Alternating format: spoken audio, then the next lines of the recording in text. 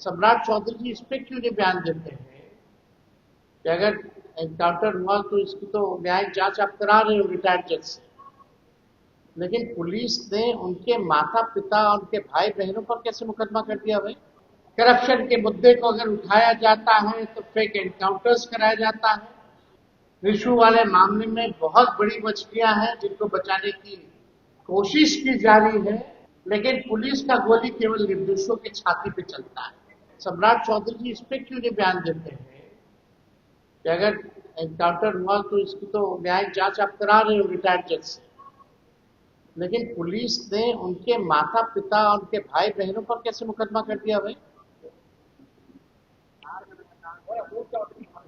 Fake encounter हो या encounter हो, अब तो जांच का विषय हो गया, लेकिन हम पूरी तरीके से कह रहे हैं कि फेक एनकाउंटर है, लेकिन पुलिस ने उनके परिवार वालों पर एफआईआर की। इस पे सम्राट चौधरी जी क्या कह रहे हैं?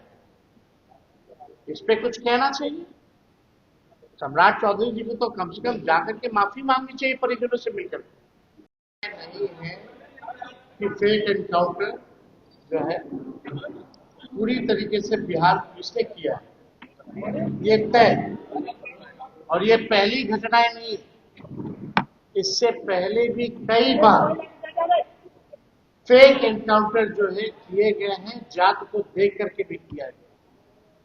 और यही नहीं, पुलिस थाने के अंदर भी कई लोगों की हत्या पुलिस द्वारा जो है की गई।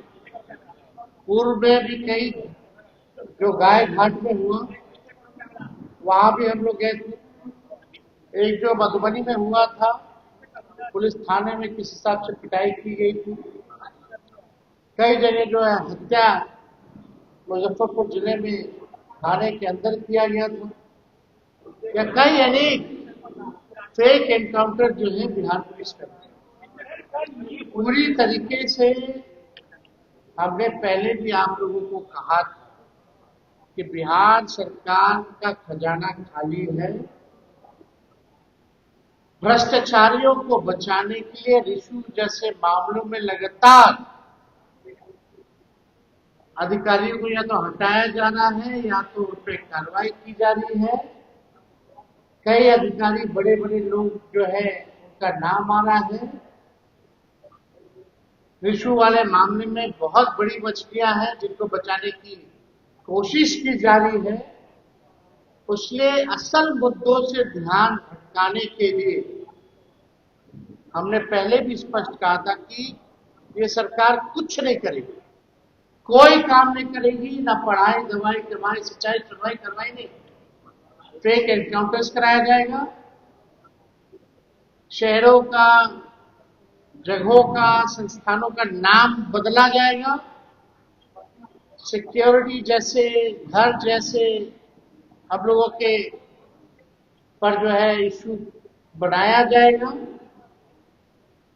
ये तो हमने पहले ही कहा था कि सरकार के पास पैसा नहीं है अपने नाकामियों को छुपाने के लिए।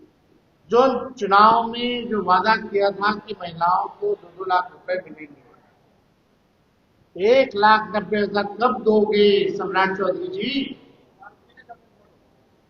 ये सवाल पूछने पे सिक्योरिटी छीना जाता है, घर को बदला जाता है।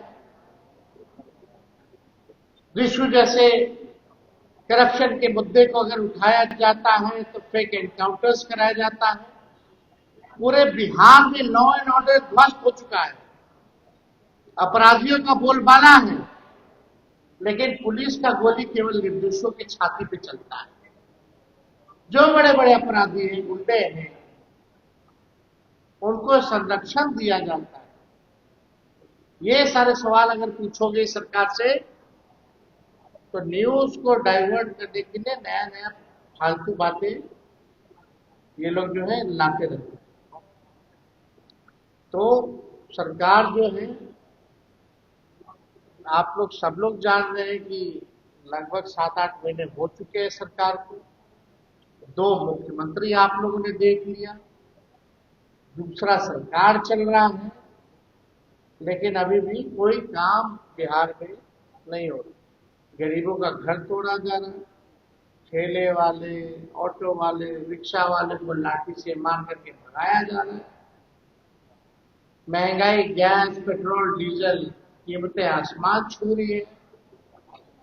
नौकरियां नहीं मिल रही, पेपर लीक हो रहा है, परीक्षाएं पे परीक्षाएं रद्द हो रही है, किसान तबाह है, मजदूर तबाह है, वेबसाइट तबाह है, सब लोग परेशान हैं। काम कहाँ हो रहा है बताओ? एक काम तो किया हो तुम लोगों ने?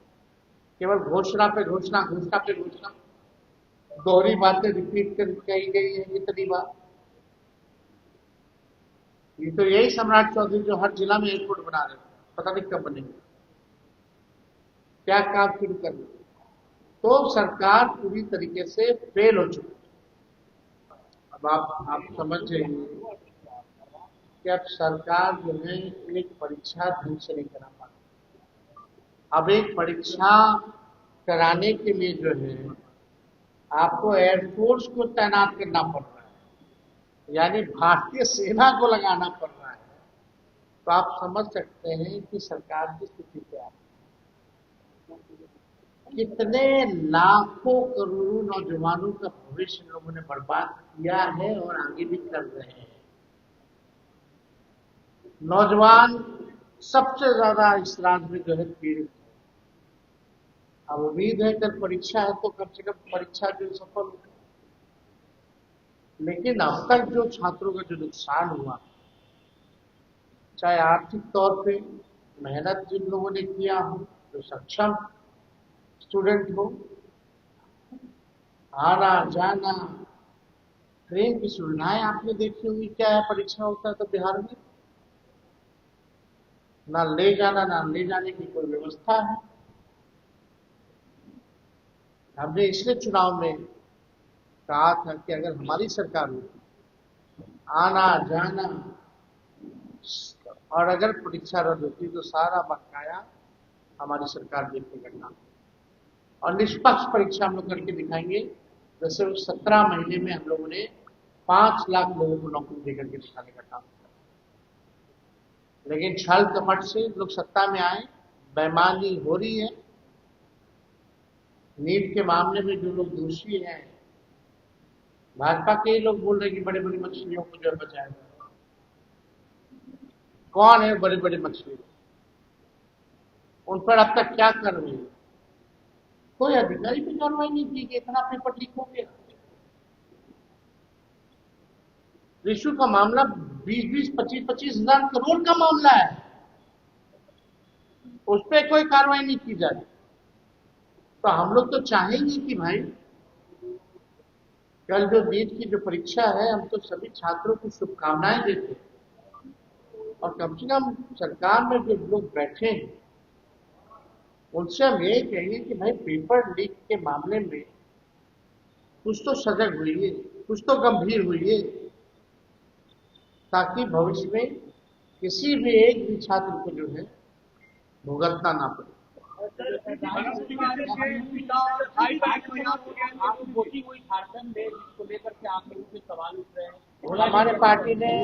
हमारे पार्टी ने ऑलरेडी स्पष्ट कर दिया।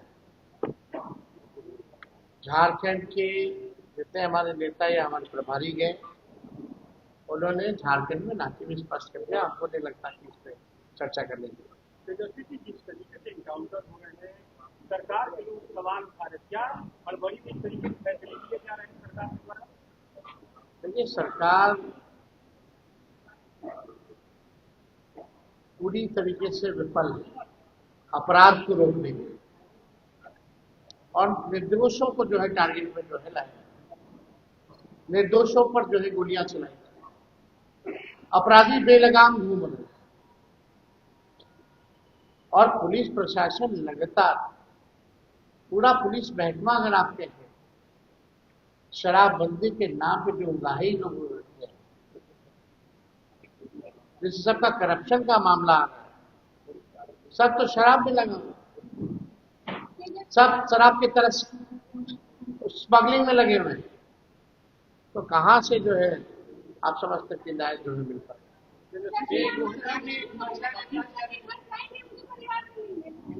रोशन हमने देखिए उनकी मांग रही है, उनके मांगों को हमने जो है मुख्यमंत्री के समक्ष जो है रखने का काम किया।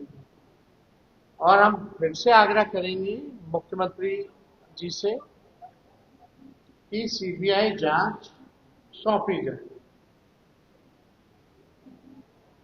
दूध का दूध, पानी का पानी होना चाहिए।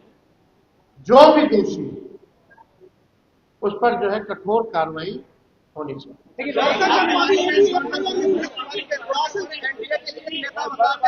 लास्ट बताते सर, इस पर क्या कहेंगे? ये तो ठीक ही कह रहे हैं हमारे पत्रकार भाई। अशोक चौधरी कुछ कहते हैं, संजय झा कुछ कहते हैं, ये ना जी, जीतन राम मांझी ने वेल्डन कहा है, तो वहीं पर तो आप लोग देख लीजिए लोग क्या कहेंगे अरे हम लोग को क्या कह रहे हैं, इसमें तो उन लोग बात बताएंगे।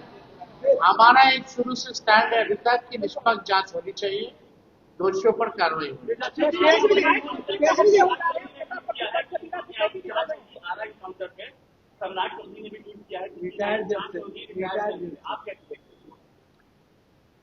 देखिए एकदम स्पष्ट है कि फेक एनकाउंटर हुआ है। सम्राट चौधरी जी को सबसे पहले माफी मांगनी चाहिए क्योंकि वो गृह मंत्री भी है, मुख्यमंत्री भी, और ये कोई पहली फेक एनकाउंटर नहीं। इससे पहले भी कई फेक एनकाउंटर जो है हुए हैं और कई पुलिस थानों में भी हत्या पुलिस ने निर्दोषों की की है। और ये तो अद्भुत है